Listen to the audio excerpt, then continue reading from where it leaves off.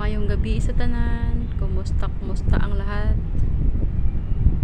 Di amid diri sa balcony guys. Nilaki. Ako siyang giubanan diri para magpahangin. Ayan. Sobrang lakas talaga ng hangin. Pag dumadampi sa mata ko ay naluluha yung mata ko. Lakas. Masyado ng hangin dito. Sinamahan ko lang siya kasi kawawa naman guys pag panay tambay lang sa ilalim ng bed namin. Kaya yan, minsan or hindi minsan talagang kailangan niyang samahan. Kasi kung hindi yun sasamahan guys is hindi din siya magtatambay dito sa labas. Yan, o pag alam niya nga nandito ako. Kanina dito kami sa tabi ng sofa tatambay. Kasi nga sobrang lakas ng hangin, nasa gilid siya ng sofa. Tapos ngayon, nung nag-live ako, lumabas.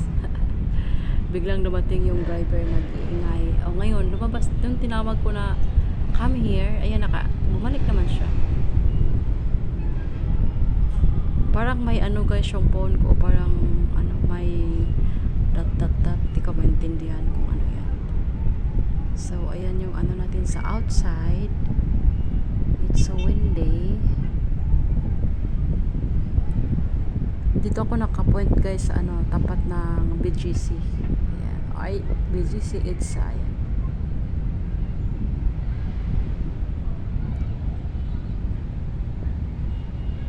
Ayan.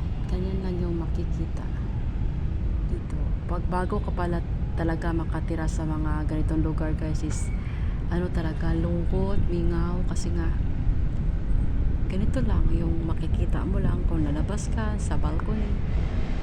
Napakaswerte nga namin na dumating itong alaga namin kasi ayaw talaga nila ng aso kasi nga may mga sila guys, may mga hika. Yung boss ko is may hika, lumala yung kanyang allergy ngayong andito yung alaga namin. Tapos panay dala pa ito sa room nila kasi nga favorite ng boss kong babae.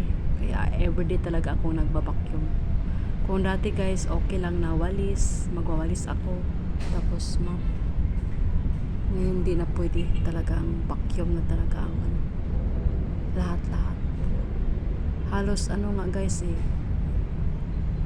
every week magpalit ako ng sapin kasi nga may yung boss ko hika or asthma.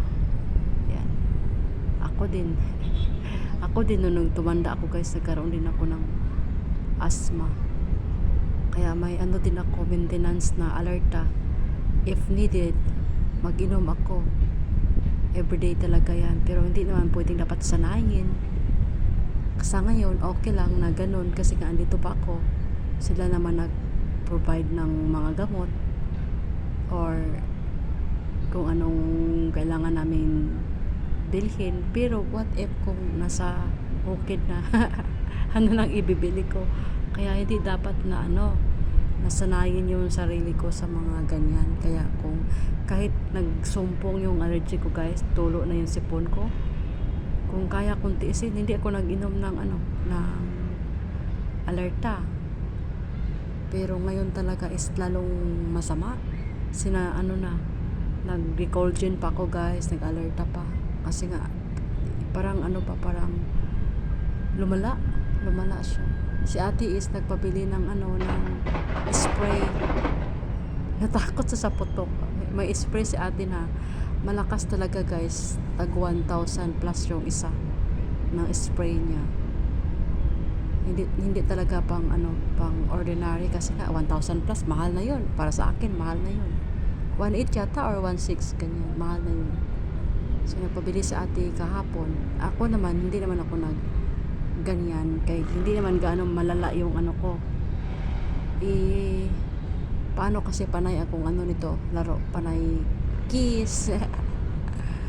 Panay akong singot-singhot. Kasi nanggigigil ako dyan sobrang cute kasi. Takot sa putok guys.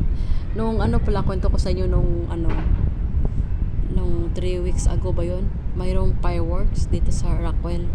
Tapos kinarga ko siya, pinapanood ko sa fireworks nung nasa kami window. Takot na takot, tahol siya ng tahol.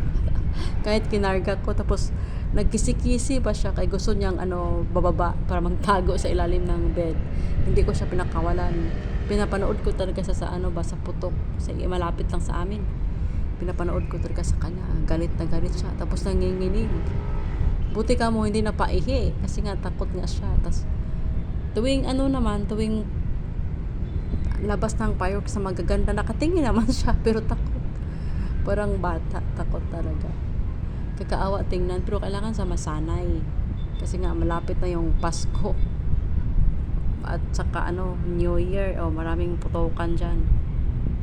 Kahit nga sa guys, sa kulog, pag malakas yung kulog, ay natakot din siya, tumatahol. Tumatahol si Lucky pag malakas yung kulog or dugdug. Ayan guys, naka 6 minutes na pala ako sa yaw-yaw.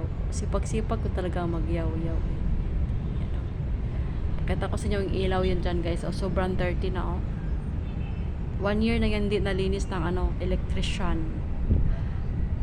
Yan, sobrang dumi na guys. Ipakita ko sa inyo yung ilaw. Yan. Sobrang dumi na. So kailangan ko na naman yan guys, schedule na or itawag sa engineering para akyatin ng engineering para linisan. Yun. Pati yung kabilang balcony, ganyan din. Kailangan ko, ang bilis nang dumami yung mga guys, mga gagamba. Nandyan na naman nagbahay-bahay sa sa balcony. Mahirap kaya kunin yan kasi winawalis ko. Tapos hindi ko pinapatay yung gagamba kasi kawawa. Nilagay ko sa halaman. Umaakyat pa rin sa bubong doon nagawa ng bahay. Yan, kawawa naman pagpatayin Kaya pag may nahulog na gagamba, nilagay ko sa halaman yun doon. So yun lang guys, ang dami ko ng yaw-yaw. Hanggang dito na lang, maraming salamat. Good evening. Thank you for watching. Bye everyone.